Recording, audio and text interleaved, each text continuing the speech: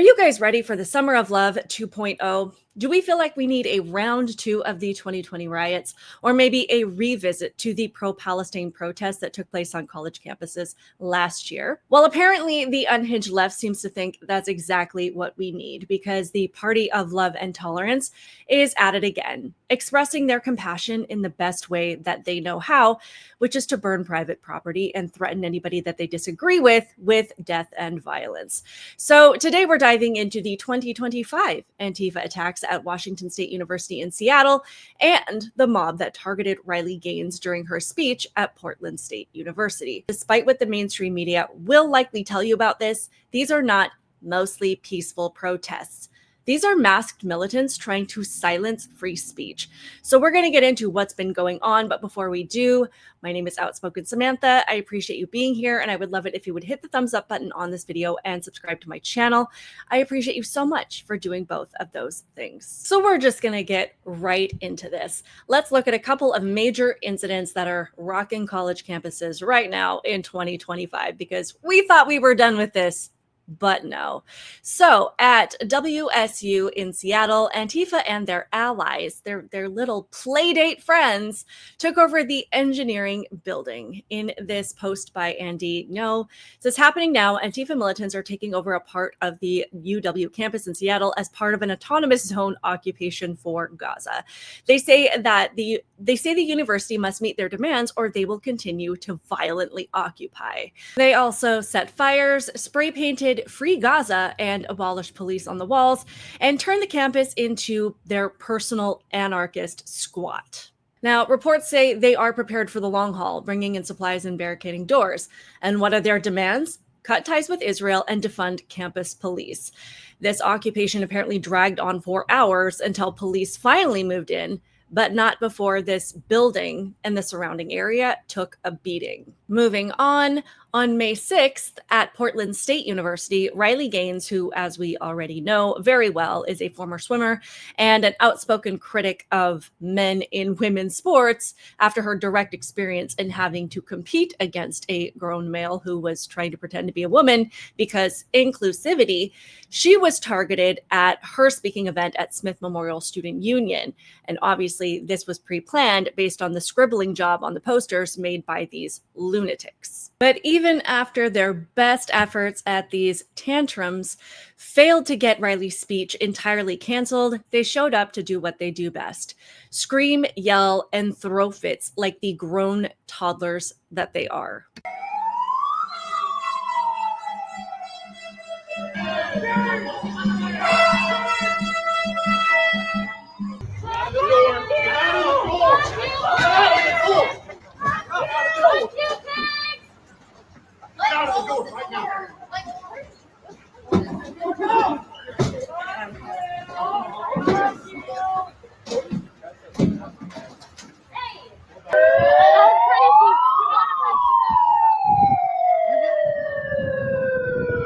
Over 100 protesters, including Antifa and trans activists, tried to break into the building, assaulting police and attempting to smash the glass doors. And then, if that wasn't enough, they waited outside to pursue attendees after the event, leading to multiple arrests. This wasn't a protest, if you couldn't guess. It was a violent attempt to shut down a woman's right to speak. These attacks are calculated, not spontaneous. Antifa's got a playbook, and clearly they're sticking to it. They haven't learned their lesson. But of course, Antifa organizers claim that they have good reasons for continuing to behave this way. In WSU Seattle, the organizers, which are often linked to groups like Students for Justice in Palestine and local anarchist collectives, say they are protesting WSU's supposed ties to Israel. Think research partnerships and investments in companies supporting Israel's military. They also want campus police defunded, calling them oppressors. It would be basically like children trying to remove their parents from the home because being told they can't destroy things when they're mad makes the parents the problem. At Portland State University, Antifa and trans activists who call themselves Trantifa accused Riley Gaines of promoting transphobia by advocating for sex-based sports policies. They claimed her speech was tantamount to genocide and justified their violence as a defense of trans rights. In Andy No's post, it says far-left and pro-Gaza radicals are trying to shut down a planned speaking event at Portland State University featuring Riley Gaines. The campus Women's Resource Center, which does not advocate for women, but rather all genders, has condemned the event and is organizing a counter event. In short, they're using buzzwords like oppression and genocide to justify shutting down anyone who disagrees with them. It's clearly not about dialogue. It's about control. And if you didn't catch on, these tactics is the true definition of fascism. Now, I'm sure most of us are looking at this with sheer annoyance and exhaustion at this point. And for some reason, there is a clear divide along ideological lines as to whether or not this is okay. On campus, students do seem to be fed up. And on X, WSU students have been vocal about disrupted classes and safety fears. This guy wrote, "This is absolutely pathetic. My son was accepted to go to UW for engineering, but decided not to because of this crap. They keep allowing the protests to happen and disrupt the students on campus. He said it's not worth it." As you can imagine, most Seattle residents, still scarred from 2020's Chaz experiment, are demanding tougher action, but they are up against far-left activists who praise this stuff online and justify this type of occupation as bold resistance. I do find it interesting that these riots are playing out right as Trump is in the middle of making the case for these groups to be dismantled on college campuses. It's like these guys read the demand letter, if they can read, that the Trump administration sent to Harvard, and they're like, we're going to prove Trump's case for him. Weird. So after this incident at PSU with Riley Gaines, people rallied behind her with hashtags like Stand with Riley Gaines, which was trending on X. Other commenters on X called these protesters ideological foot soldiers trying to terrorize women into silence. And Riley's experience on a daily basis pretty much aligns with that. Riley, wow, that was incredible. A lot of people came out to hear you speak, yet at the same time, Antifa militants were trying to disrupt the event. You heard the air horns, you heard the yelling and screaming. Your reaction to what's been happening here at Portland State so far? Yeah, I heard the air horns, heard the screeches, heard the chants for actually probably an hour leading up to the event, of course, all the way during the event and even after the event. Crazy stuff. Again, what they are protesting is someone saying men and women are different. Like, that's pretty much the entire message here. That's what I'm here to communicate. Of course, encouraging students and community members, those who show up, who maybe have faced this issue themselves, to be bold, stand up for themselves. But while you are met with such resistance from a crowd that claims to be tolerant and inclusive and accepting and embracing of diversity, well, they certainly don't embrace my diverse thought. But that's not unique to just here. Of course, people think Portland is this bastion of tyranny. And while that's true, this is what I face on campuses across the nation, even in states at schools you probably wouldn't suspect.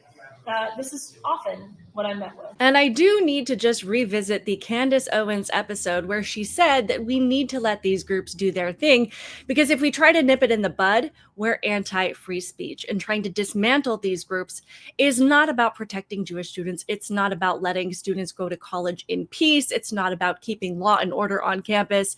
It really is about letting Netanyahu run the country, and he's really just trying to silence people that disagree with Israel's policies. We are actually asking them to reform programs that have egregious records of anti-Semitism or other biases, telling them to look at specific programs. Scroll down, Skylar, because I want to get to them essentially just framing this as them needing to take a look at who they're even allowing to come to Harvard on foreign visas and whether or not they disagree with Israel's policies. Like, you have to adopt new policies about student groups or clubs that forbid or endorse certain activities. They're talking about student groups that did not get violent, but are opposed to Israel's agenda, which is totally fair because this country is not Israel. It's not Israel. You are totally allowed to critique Israel. That's all they're doing. That's all these groups are doing. They're just critiquing Israel. They're just peacefully critiquing Israel. Why don't we ask Riley Gaines how peaceful she felt it was? As far as the response by law enforcement, which wouldn't be required if it was peaceful, just exercising the First Amendment, it's been a mixed response. They're caught between progressive city policies and the need to restore order. They did manage to clear the engineering building, arresting over 20 protesters on charges like vandalism, trespassing, and assault. Where we're at now, this is the engineering building, and this is a much different scene at 4:30 this morning than it was just a few hours ago when our photographer got here about midnight. We can tell you that all of the protesters, they have all left peacefully, if not have been arrested. Those who have been arrested, we know about 30 people were arrested. We're standing kind of in the courtyard of the engineering building, and this is where the madness kind of started. Protesters with the group Super UW started blocking entrances. You can see some of the furniture there still blocking some of the doors, eventually taking over the building, even setting fire to trash and dumpsters. And it appears the unrest comes after a teenage engineering student was killed by an airstrike in Gaza. The group has 3 demands that they want the university to meet. Number 1, get Boeing out of the IED and repurpose this building.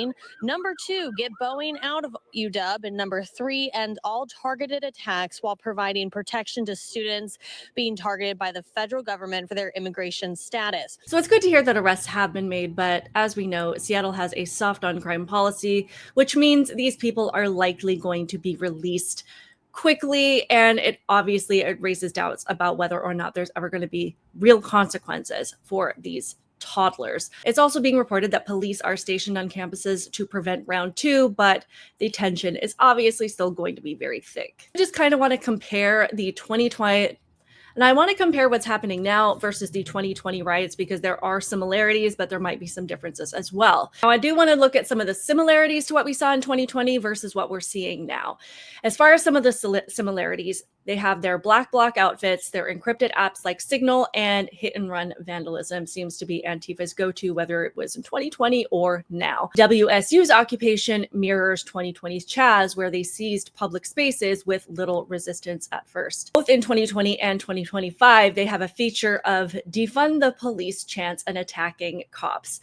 Antifa still framing law enforcement as the enemy, whether it's at WSU or PSU, and they're both exploiting causes. In 2020, they hijacked BLM. In 2025, they're latching onto pro-Palestine and trans rights issues to justify their violence. Now, as far as the differences, as we can see right now, the scale is much smaller. In 2020, it was a nationwide explosion with 11,000 arrests, billions in damages. In 2025, the attacks are smaller, they're more targeted, and right now they're focusing on campuses like WSU and specific events like Riley Gaines' speech. The focus in 2020 was about police brutality, but in 2025, it seems to be a mix of global issues like the Israel-Gaza conflict, and then mixed in the cultural issues like trans rights and free speech. So it does seem to be less about one specific trigger and more about what they would probably call ideological warfare. But in my opinion, they're just looking for a reason to cause trouble. As far as the response, in 2020, cities like Portland let these riots fester for weeks, which is probably why these people still think that they can get away with it. But in 2025, police are responding faster. Like PSU's response took hours, not days. But progressive policies still hold them back because the arrests are often leading to very light consequences. And light consequences means that they know that they can do it again. Now, I don't know what you think, but in my opinion, Antifa's continued campus attacks and just continued disruption, they're a wake-up call if we haven't had enough wake-up calls already. It just becomes more and more abundantly clear that these people are not here to debate. They haven't been taught to debate. They haven't been taught proper conflict resolution. They have been indoctrinated to pretty much get angry at every single thing as long as they hear the right buzzwords. Universities, as we know, need to stop pandering, and law enforcement needs to crack down hard. We cannot continue to let campuses become Antifa's playground or just let activism completely run wild, which is where the approach by the Trump administration comes in.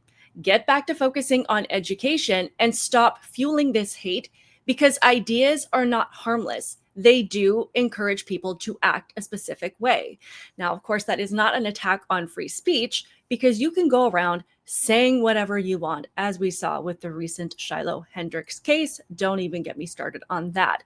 But there are certain things that just do not belong on college campuses. And hate has not become an idea to debate. It has become part of the curriculum, and it needs to stop now. I want to hear what you guys think. Should we shut this down, or is this just free speech? Drop your thoughts in the comments below. Hit the like and subscribe button if you are tired of the chaos. Other than that, keep it real, guys, and I will see you in the next one. Bye.